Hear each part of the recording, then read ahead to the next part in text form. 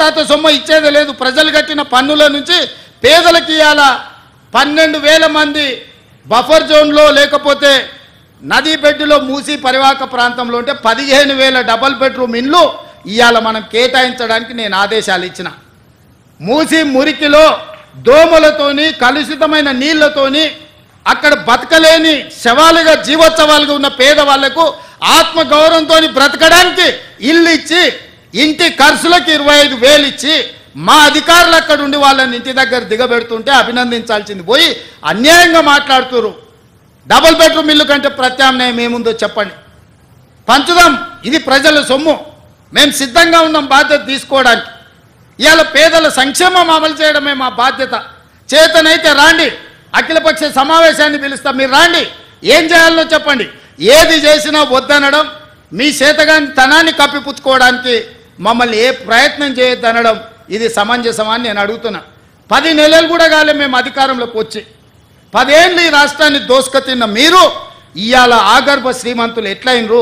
మీరు మాత్రం ఫామ్ హౌజుల్లో ఉండాలి.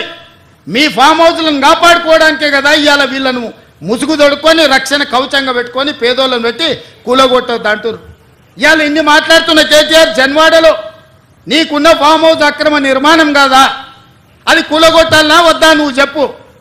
హరీష్ రావు అజీజ్ నగర్లో నీకున్న ఫామ్ హౌస్ అక్రమమా కాదా, దాన్ని కూలగొట్టాలనా వద్దా చెప్పు.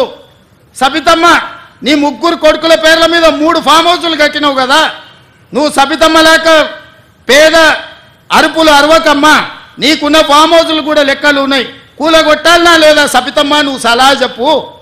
మీకు వెనకంగా ఉన్న కేవీపీ రామచంద్రరావులై కూలగొట్టాలనా వద్దా చెప్పు.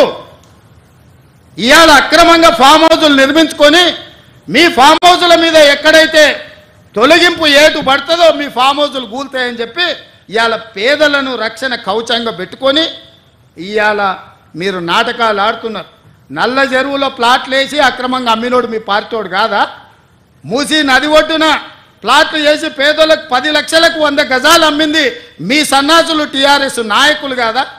ఇవాళ 100 గజాలు 10 లక్షలకు నల్ల చెరువులో సున్నం చెరువులో ఇవాళ మూసి నది ఒడ్డున మీరు ప్లాట్లు చేసి అమ్మి ఇవాళ ప్రభుత్వ భూమి అని తేలంగానే వాళ్ళు ఎక్కడ మిమ్మల్ని చొక్కా పట్టుకొని మా పైసలు మాకు వాపసు చేయమని అడుగుతారో అని చెప్పి ముందే పార్టీ కార్యకర్తల్ని ఉసిగొల్పి ఈరోజు ఈ ధర్నాలకు దీక్షలకు తిరుగుతున్నారు. ఇవాళ మూసీలో వచ్చిన వరదలు తెలంగాణ రాష్ట్రాన్ని హైదరాబాద్ నగరాన్ని ముంచేస్తలేవా? మరి వాటికి పరిష్కారం ఎట్లా నాకు తెలియదా? ఇవాళ కొంతమంది పేదలు ఇండ్లు తీస్తే వాళ్ళకి దుఃఖం ఉంటుంది, వాళ్ళకి బాధ ఉంటుంది, వాళ్ళు కొంత ఆవేశంగా మాట్లాడతారని నాకు తెలియదా? రాజకీయంగా లాభమో నష్టమో ఉంటుందో నేను అంచనా వేయలేనా? 20 ఏళ్ళు ప్రజాక్షేత్రంలో ఉన్నోని, ప్రజలలో తిరిగినోని, పేద ప్రజల కష్టమేందో తెలియకుండానే తెలంగాణ రాష్ట్రానికి ముఖ్యమంత్రి అయినా, కానీ నగరాన్ని కాపాడుకునే బాధ్యత మన మీద లేదా? మీరు ఆలోచన చేయండి. ఇవాళ హైదరాబాద్ నగరానికి తాగునీరుని అందించిన ఉస్మాన్ సాగర్, హిమాయత్ సాగర్లో బల్చినోళ్ళు బల్చి కొట్టుకుంటున్నోళ్ళు ఫామ్ హౌజులు కట్టుకొని వాళ్ళ డ్రైనేజ్ తీసుకెళ్ళి ఆ గండిపేటలో హిమాయత్ సాగర్, ఉస్మాన్ సాగర్లో కలిపితే వాళ్ళ డ్రైనేజ్ నీళ్లు హైదరాబాదు నగరం తాగాలనంట. ఈ నా కొడుకులు చెప్తున్న భాష గది. ఇవాళ ఆ ఫామ్ హౌస్ చుట్టూతో కట్టుకున్న ఇల్లు ఎవరివి?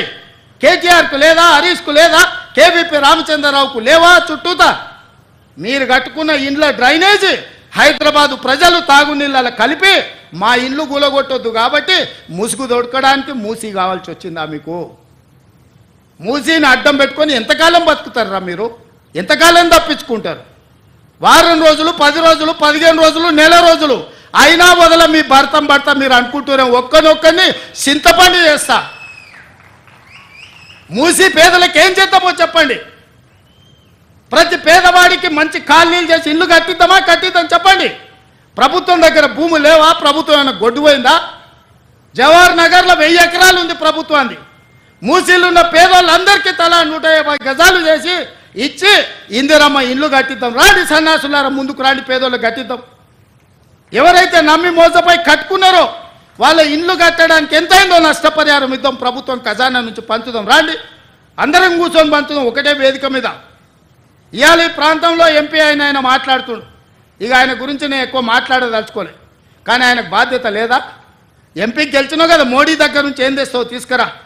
గుజరాత్లో అహ్మదాబాద్లో సబర్మతి రివర్ ఫ్రంట్ నరేంద్ర మోడీ కట్టుకోవచ్చు అంట, కానీ నరేంద్ర మోడీకి ఊడిగం చేస్తాడంటే కానీ